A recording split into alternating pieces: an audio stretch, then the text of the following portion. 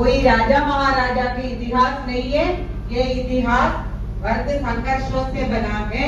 ये आज हम यहाँ जो खड़े हैं पूरे मानव संस्कृति, तो उसके अंदर जो मेहनत कशों की उसके अंदर भूमिका है, और उन्होंने अभी तक वो वर्ग संघर्षों से ये हमारा जनवाद भी, ये भारत की स्वतंत्रता भी उसी का भी वो हकदार और उसी को यहाँ पे लेके आया है, ये वर्ग संघर्षों से पूरे दुनिया के मेहनत कश। तो जितने भी मुश्किल परिस्थिति आज के दिन हमारे सामने में है, सबसे बड़े चुनौती, और जब सबसे बड़े चुनौती मेहनत कश के सामने में आते हैं, वो सबसे बड़ा उल्टा वार भी किया है अभी तक, और अभी भी उसकी तैयारी है। वही ज्ञानता ने याद दिलाया कि जो हमारे सामने में सबसे बड़ा वार हुआ है, ये कोरोना काल में पूरे देश को बंद करके हम लोगों को पता भी नहीं था कि घर के बाहर भी जाएंगे तो जिंदा होगा कि नहीं होगा। उसी हालत में क्या चीज है ये कोरोना नहीं मालूम था, तो डरने का एक पूरा डर का वातावरण के अंदर में लोगों को लॉकडाउन के अंदर, और हमारे यूपी के बिहार के सबसे ज्यादा हमारे प्रवासी मजदूरों का क्या हालत किया था ये सरकारों ने, कि उनका खाने का पीने का पानी तक नौबत नहीं हुआ, हजारों किलोमीटर पैदल चलने के लिए मजबूर किया गया है। कोई ये शासन या प्रशासन नाम का कोई चीज लोगों के लिए महसूस भी नहीं हुआ था। ऐसे हालत के अंदर हमारे ऊपर हमें खाने की सबसे ज्यादा जरूरत था, स्वास्थ्य का सबसे ज्यादा जरूरत था, हमारे बच्चों का 2 साल का शिक्षा ही खत्म हो गया। ये बुनियादी चीजों के लिए हम सरकार की तरफ देख रहे थे, तब हमारी जो रोजी रोटी नहीं, पूरे भारत का सब कुछ छीनने का काम किया है। ये देश की खेती, हमारी खाद्य सुरक्षा, हमारे जो जनवाद की बुनियाद, हमारे अधिकार, संगठन बनाने के अधिकार, जुलूस करने का अधिकार, आज भी यूपी के अंदर हम आम सभा यहाँ क्यों कर रहे, जुलूस क्यों नहीं कर रहे, हमें अनुमति नहीं मिल रहा है, क्योंकि यहाँ पे 144 धारा मेहनत कशों के लिए है। कोई पॉलिटिकल पार्टी का रैली करे, मंत्री, मुख्यमंत्री, प्रधानमंत्री आए, कोई दिक्कत नहीं है, कोई दिया जलाए या ताली बजाए, कोई दिक्कत नहीं है, लेकिन हम अपना मुट्ठी तान के सड़क में आएंगे तो तभी तो धारा 44 भी लगेगा, तब कोरोना भी आएगा। तो ये हालत किया है। सबसे बड़ा बुनियादी अधिकार ये देश की जनवाद बचाने के लिए, जनवाद के लिए जो अधिकार है संगठन बनाने का, वो अधिकार भी इसी कोरोना काल में हमें घर में बंद करके छीन लिया गया। और वही कि हमारी ये जनवाद की बुनियाद क्या है, हम बोलते संविधान की रक्षा करें। जनवाद की बुनियाद क्या है? जनवाद की बुनियाद 5 साल में वोट करने का अधिकार है क्या? कोई है क्या जनवाद का अधिकार? जनवाद का अधिकार ये देश में संगठन बनाने का, अपने अधिकार के लिए बोलने की अधिकार है। वो नहीं है तो कोई संविधान नहीं बचेगा। इसीलिए ये लेबर कोड अगर वो पास करके लागू करवाएंगे कि कोई जनवाद यहाँ में नहीं बचेगा। पूरे देश के अंदर, दुनिया के अंदर जनवाद अगर पैदा हुआ तो मेहनत कशों ने, मजदूर वर्ग ने अपने संगठन बनाने के अधिकार के लिए लड़के जीता है, तभी जनवाद बना है। तो ये जनवाद को भी छीना गया है। तभी है साथी, ये दुनिया ने जो देखा, पूरे भारत में आजादी के बाद में सबसे बड़ा आंदोलन देखा, वो भी यही कोरोना काल में देखा। यही है, दादा ने बार बार याद दिलाया है कि यही रास्ता है। और वो भी अभी क्या परिस्थिति है, हमें बोलने की जरूरत नहीं है कि ये स्थिति और खराब होगा। ये 3 साल के अंदर जो कृषि कानूनों को वापस करवाया, तो वो वापस करवाने के लिए ये देश की किसानों ने जो खुदकुशी कर रहे थे, किसान, वो किसान जो पिछले 30 साल, हम बोलते हैं ना, ये नव उदारवादी नीति 91 से चल रहे थे, जो तब तक जो चल रहे थे, कम से कम बोलते थे कि सरकारें हम ये कर लेंगी। जो 91 से बुनियादी फर्क क्या आया, बोला है कि ये हमारी जिम्मेदारी ही नहीं है। उसके पहले का सरकार ने भी कोई बड़ा काम तो किया नहीं, लेकिन 91 से बोलना शुरू किया कि ये खाना देना, तुम्हारा शिक्षा देना, ये स्वास्थ्य का सुविधा देना ये हमारी जिम्मेदारी नहीं है। ये तुम्हारे पास पैसा है तो ले लो। तभी तो अस्पताल के अंदर पर्ची में पैसा देने की शुरुआत हुआ था।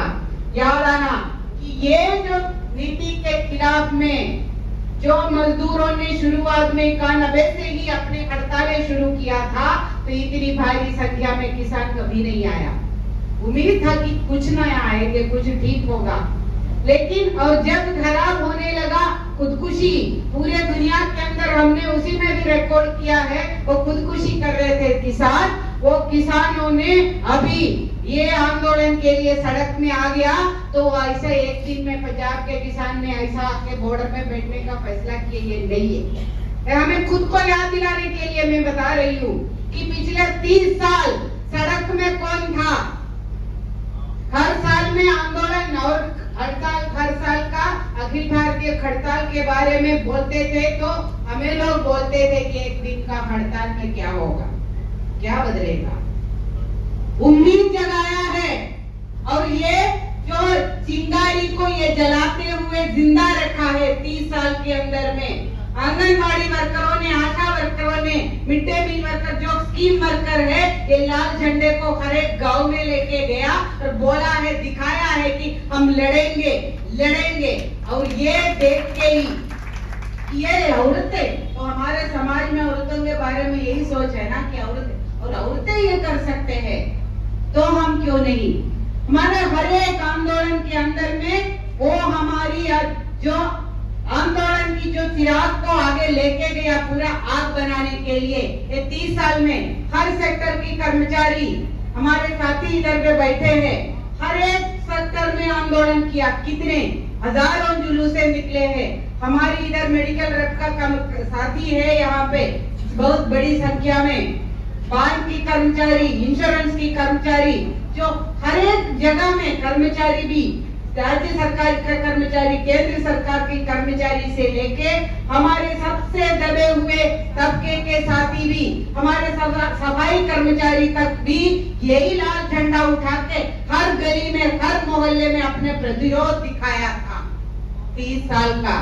और 30 साल का आंदोलन का उसी का नतीजा था ये किसान आंदोलन, कि ये मोदी को घुटने टेकना पड़ा था।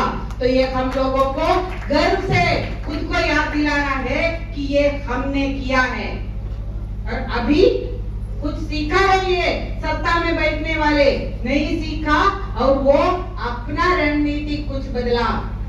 क्या कर रहे हैं, अभी चुनाव के पगले कुछ तो आपको भीख देंगे कि वो बागों के अंदर में फोटो छपा के, उस टाइम में तो चावल भी आएगा, गेहूं भी आएगा, आटा भी आएगा, दाल भी आएगा, गुड़ भी आएगा, चीनी भी आएगा, फोटो छपते हुए कि। और ये भी नहीं, आजकल को हर योजना का तो प्राइम मिनिस्टर का नाम है, पोषण योजना, फलाना योजना, सड़क योजना, सारा कुछ प्राइम मिनिस्टर है। क्यों? क्योंकि ये तुम्हारा हक नहीं है, हम तुम्हें दे रहे हैं। हमारे राजा महाराजाओं का ऐसे ही बोलते हैं ना कि राजा महाराजाओं को उन्होंने सड़कें बनवाया, उन्होंने ये किया, बनाया ये देश के मेहनत कशों ने। और वही अभी गुलामी का मानसिकता का हमारे अंदर डालने के लिए ये योजनाओं को, जो हमारी बुनियादी हक है, उसको भीख के रूप में हमारे ऊपर दे रहे हैं। वही आईसीडीएस के अंदर बदलाव ला रहे, वही से है कि हमारी आशा कर्मियों के लिए ये बदलाव लेके आ रहे हर योजना के अंदर। वही है कि बुनियादी शिक्षा, अभी कोई टीचर पक्का नहीं है, सारी पारा टीचर और कॉन्ट्रैक्ट टीचर है। और हमारी हेल्थ डिपार्टमेंट के अंदर में डॉक्टर तक भी अभी पक्का नहीं है। यहाँ तक कि सारे को कच्चा करते करते हमारी देश की जो बहुत बड़ा जो है पूरा दुनिया के अंदर में पूरा सीना तान के बोलते हैं ना हमारे फौजियों के बारे में, फौजियों को भी गुलाम बनाने के लिए करके ही ये डिफेंस के अंदर में जो ये अग्निवीर का स्कीम लेके आया है, वो भी तुम्हारे ठेकेदार मजदूरों का गुलाम होगा। और प्राइम मिनिस्टर का, चीफ मिनिस्टर का गुणगान गाएंगे कि हमारे को ये दिया है, हमारे को आपने ये 4000-6000 रुपया बैंक के खाते में डाला, तो तुम लोगों को नमक हरामी नहीं करना, वोट थोक के भाव में डालो। यही करते आ रहे हैं। इसके खिलाफ में ये तुम्हारा कोई भीख नहीं है, ये हमारे अधिकार है, हमारा खाने के लिए अधिकार। इसी काल में, इसी 30 साल के अंदर में ही हमने खाद्य सुरक्षा का कानून पास करवाया है ये देश के मेहनत कशों ने। ये शिक्षा के अधिकार के लिए भी कानून पास करवाया है हम लोगों ने इसी 30 साल के अंदर में। ये किसी का भीख नहीं है, खुद को याद दिलाने की जरूरत है। और इसी को कायम रखने के लिए ये योजनाओं का निजीकरण करने के लिए लेके आया, तो उसके लिए भी प्रतिरोध करके हमारे आंगनवाड़ी की आशा बहनों ने इधर में बड़ी संख्या में है, उनसे पूछो कि कितने लड़ाइयां लड़ा है, और ये लड़ाई से ये योजनाएं भी आज जिंदा है। और अभी उसको अलग अलग नाम से अलग अलग ये है कि अगर कुछ पैसा के देने का मजबूर है तो वोट मिलना चाहिए, वो चुनाव के पहले बाद में आपका खरा में आएगा। ये चालाकी से, वो चालाकी के खिलाफ में हम लोगों को, जनता को अपने अधिकार का याद दिलाने की जरूरत है। हम तो अपना लड़ाई लड़ ही रहे, हर तबके के लोग, हमारे सफाई कर्मचारी जो क्या जिंदा रह सकते हैं कि ये सबसे जरूरी काम नहीं है तो ये पूरा दुनिया सड़ जाएगा उनका काम के बिना, लेकिन उनको सबसे नीचे, जमीन के भी नीचे उनका समाज का दर है। क्यों? वही महिलाओं का, ये योजना कर्मियों का जो है वो महिलाएं हैं, वो तो सेवा करना ही है, उसी के लिए पैदा हुआ है। वो बच्चों का देखभाल कर रहे तो कौन सा दाम मांग रही है तुम? तो उसके लिए योजनाओं के अंदर योजना कर्मी का नाम भी यशोदा, जो अस्पताल के अंदर जो लोगों का, जो महिलाओं का जो प्रसव के समय में उनका देखभाल करने वाली कर्मचारी का नाम रखा है यशोदा। यशोदा मैया कैसा दाम मांगेगी? वो तो मैया है। और यही है कि समाज के अंदर में जो कुरीतियां है और जो दमन है, शोषण है, वो इनका मुनाफा कमाने के लिए इस्तेमाल किया जा रहा है। महिला होने के नाते तुम्हारा स्थान यही है, बच्चा पैदा करो, सबका देखभाल करो। इसी को ही ये पूरे देश के अंदर में जो जनता की बुनियादी अधिकारों की योजनाओं को काम करवाते हुए टुकड़ों में जो उसका तो वेतन भी नहीं है, ऑनरेरियम बना के डाला है। और वही है सफाई कर्मचारी को, तो तुम्हारा काम तो नीच काम है, इसमें कौन सा महान पैसा मांग रहे? तो यही है कि ये समाज के अंदर का जो दमन को, शोषण का राज को कायम करने के लिए इस्तेमाल करते हैं, उसी के लिए पूरा मनवादी सोच भी एकदम फिट होता है। इसीलिए ये मोदी और भाजपा अभी सत्ता में है, क्योंकि ये कॉर्पोरेट का लूट के लिए सबसे फिट वाला पार्टी वही है, इसीलिए वहां पे है। तो यही हमारी उसके अंदर योगदान है साथियों, कि हम ये सारे को, जो समाज के अंदर की कुरीतियों को, उसकी जो वर्गीय जो बुनियाद क्या है, उसको नकाम को छीन के ये जनता के सामने आया कि हम कोई हिंदू नहीं, हम मुस्लिम नहीं, हम महिला नहीं, हम दलित नहीं, हम मजदूर है, मेहनत कश है, हमारी लड़ाई एक है। ये एकता का भाव जनता के अंदर में बनाने की काम हमने किया है।